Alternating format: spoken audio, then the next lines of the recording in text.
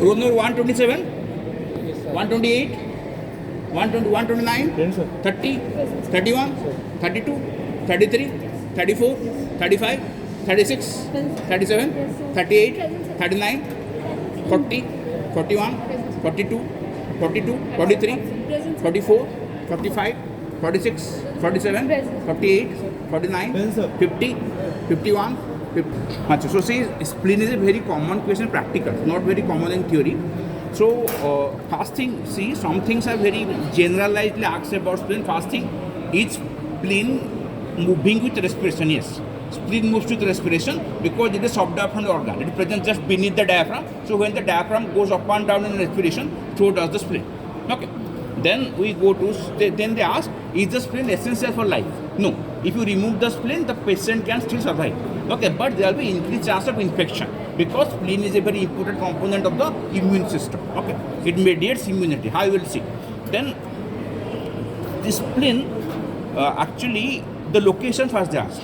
That is in the left hypochondrium and part of epigastrium. You know already the 9 quadrants. Out of that, in left hypochondrium and in the epigastrium, you get the spleen. Color is always purple. Shape is tetrahedral. As you can see here, in most cases, the shape is tetrahedral. Look. Now, coming to the dimension. For that, there is dictum. It's called Harris dictum. Okay. So, what is that Harris dictum? It includes all the odd numbers up to 11 and 10. So, what are the odd numbers up to 11? 1, 3, 5, 7, 9, 11 and 10. Okay. So, first 1 inch is the thickness. The thickness of spleen is 1 inch. Then width is 3 inches. Length is 5 inches. 7 is weight. How? 7 ounces is the weight. OZ. Okay.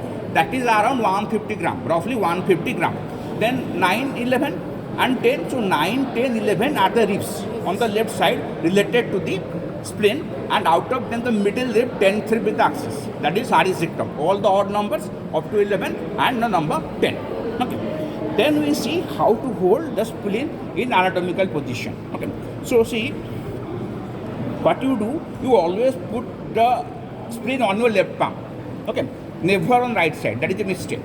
So first thing, what you do, see, you can get here a convex surface clearly. You can't call this surface exactly concave, but definitely this surface definitely convex. Okay. So what you get here, put the convex surface on your left palm. Okay.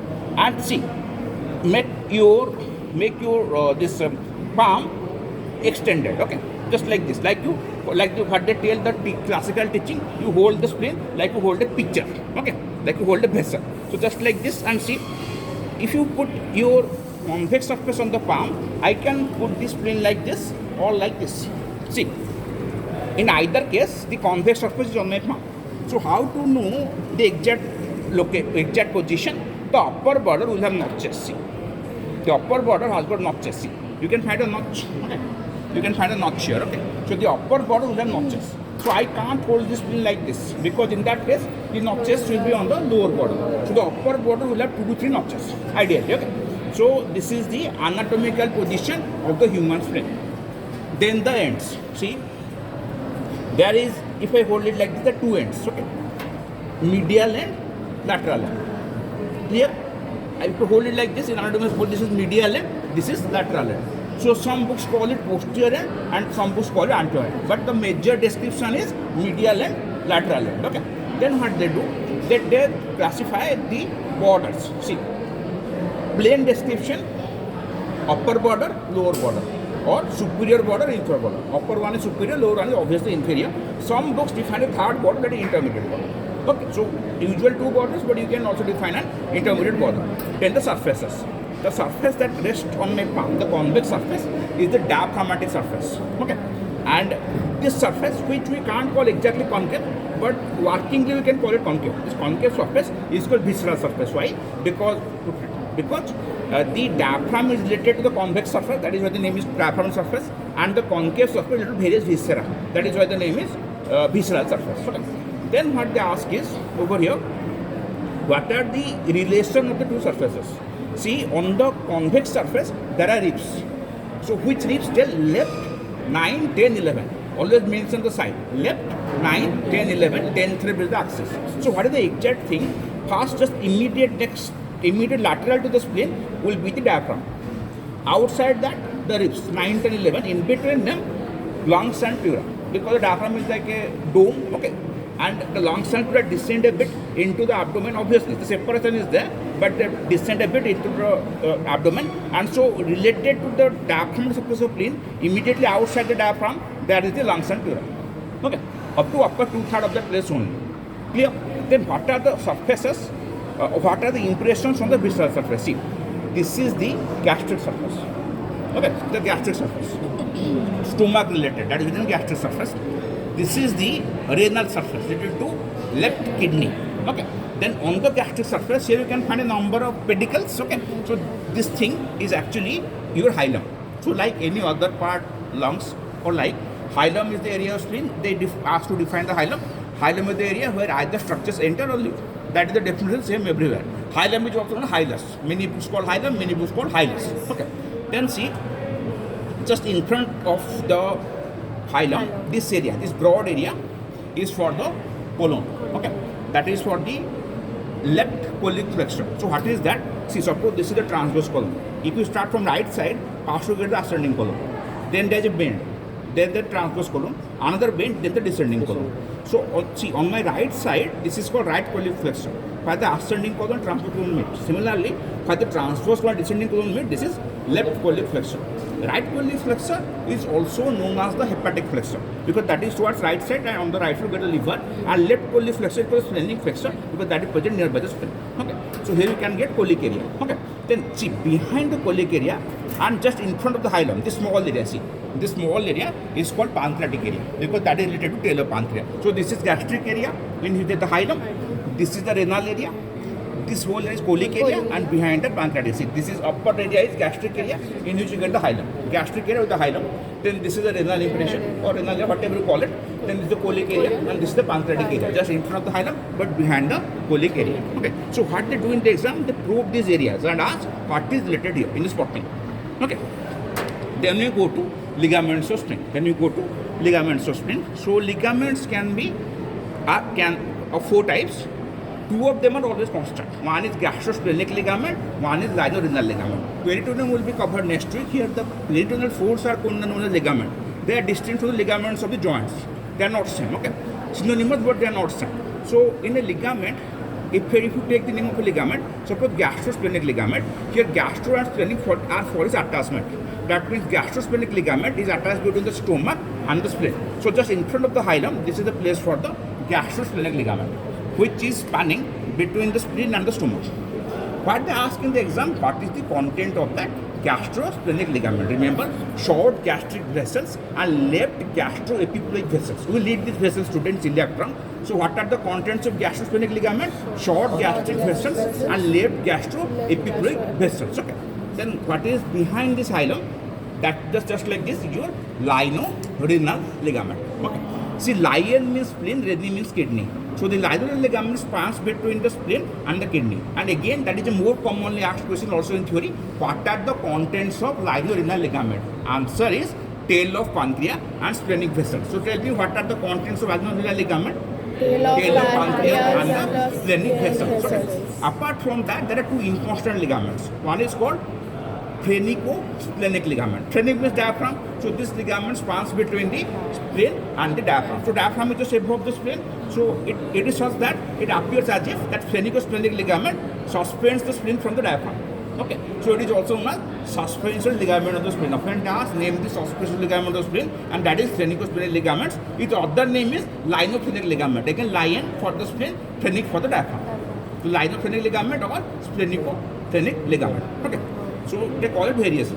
Then last ligament is phrenico-colic ligament. This is the naming. Phrenico-colic because it spans between the diaphragm and the colic flexure, left colic flexure. Then how it is related to spleen? It just supports the anterior end of spleen from below, just like this. Okay. So this phrenico-colic ligament, it just supports the anterior part of the spleen from below. So it is called sustentaculum lineus. Sustentaculum means support, lion means spleen. Okay, so which ligament is sustentaculum lineus? That is sphenicocholic ligament. It is not exactly attached to spleen, but it supports the spleen. Supports the anterior end of spleen. Okay. These are the ligaments. What they do in the exam, they often put the viscera, spleen, identify the viscera, name is two ligaments. Name is two ligaments. Name many four ligaments. That can come as a spotting. Okay. Then we go to see a bit about the histology, because that is often asked in the Viva also, on the ground Viva or any, this can be window question. Okay. So see, in the spleen, the two masses, red pulp, white pulp. Can anyone tell what is red pulp? What is red pulp? Can anyone tell? That is the two things. In the spleen, there are spaces, large irregular spaces filled with blood, which are called sinusoids. Okay. So the boundary of sinusoids are called cords of Billroth. So the sinusoids are placed between cords of Billroth. Okay. So this sinusoids along with cords of Billroth is called red pulp. Okay. So what is the cords of Billroth if they ask? That is reticular tissue, lymphocytes, macrophages, many cells like that. Okay. So what is red pulp? Cords of Billroth and sinusoids. What is white pulp?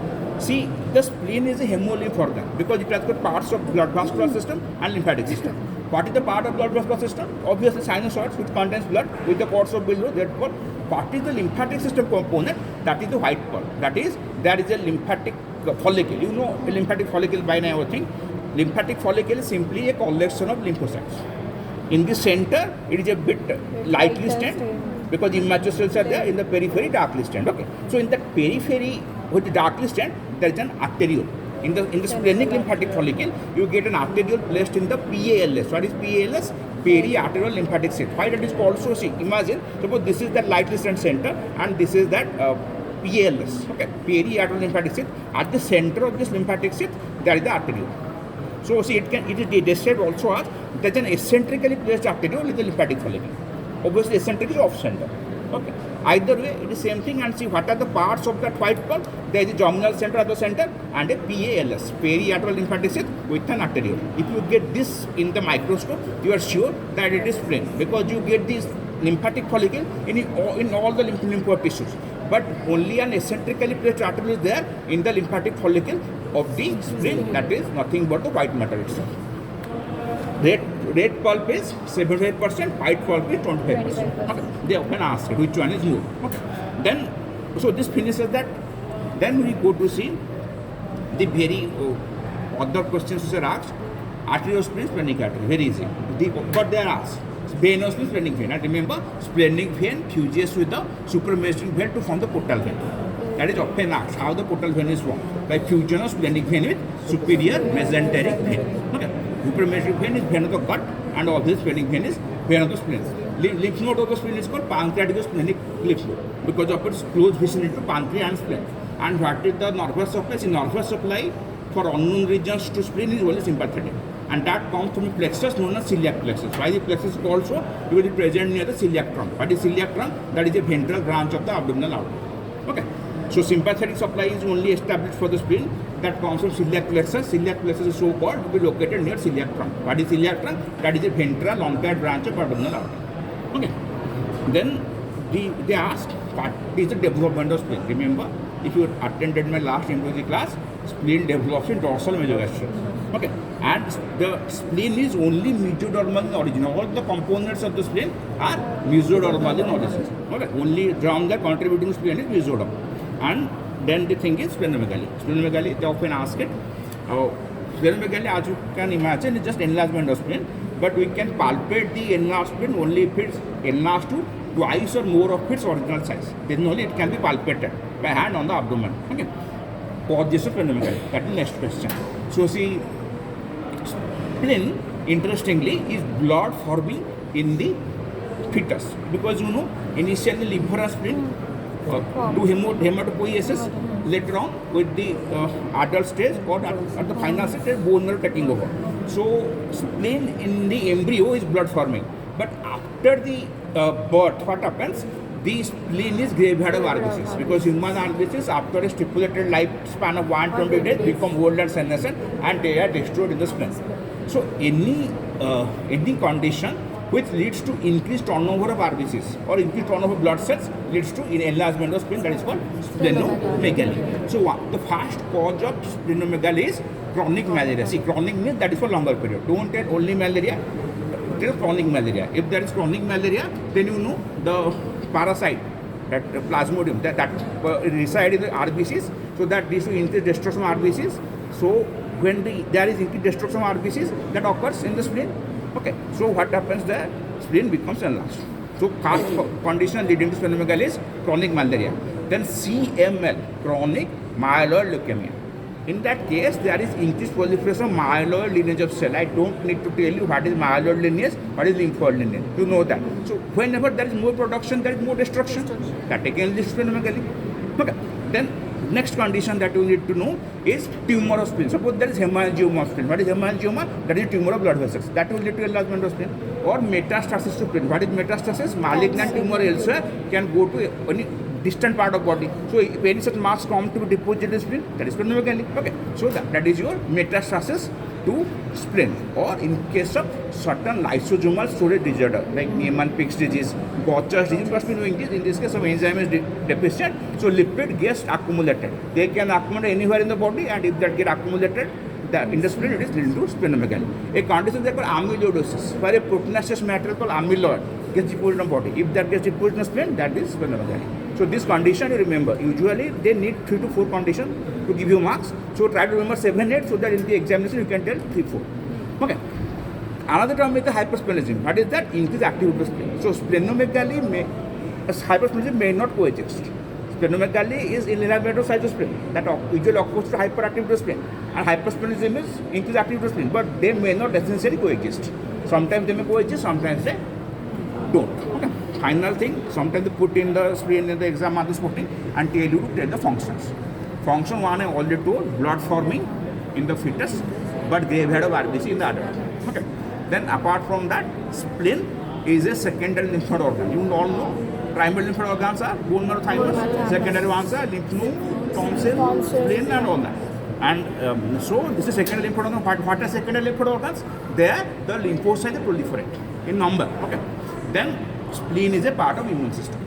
So if there is splenectomy, then there will be increased chance of infection. And last thing, what is not evident in humans, see the spleen has got a capsule, and the capsule in case of lower mammals like dogs of the spleen has got a lot of elastic tissue in it. So what happens in those cases? The spleen stores a lot of blood in lower vertebrates like dogs, and when there is bleeding from any part, that blood from spleen gets mobilized there. How? That contractile elastic capsule contracts and blood from the spleen goes to the area where there is lack of blood due to bleeding. But that function is not evident in humans. It's very minor in humans. So these are 3, 4 function. Other function you can get in blood. Okay. This much you need to know. I think everything must have been covered in your theory. Okay. So this is just a demonstration. And one thing I would like to put here, see in this spleen, the notches. Okay. The notches are only in the upper border. But see this one. There is a notch here. See, everyone. There is a notch here. There is a notch here. And there is also, see, there, over here there is a notch. Okay. And what else you can see on this border, you can also evidently find very not very clearly visible, but still some notches there. So how to hold the spleen? Which part of the spleen to be made upper? So what you do to hold the spleen in position, and in position 2 conditions are satisfied. One is that the upper border should have notches. Other is that see the upper impression on the visceral surface should have the hilum within it. Okay. So if I am holding this spleen, see there is a notch here. Can you mark? Okay. Just say there is a notch here. I think everyone can mark. There is another notch here. Okay. And there is also a notch here. So which one to make the upper border? You make the border upper in such a way that the upper impression has got the hilum within it. So this is the exact position, and this is not the position. See what I have done here, I have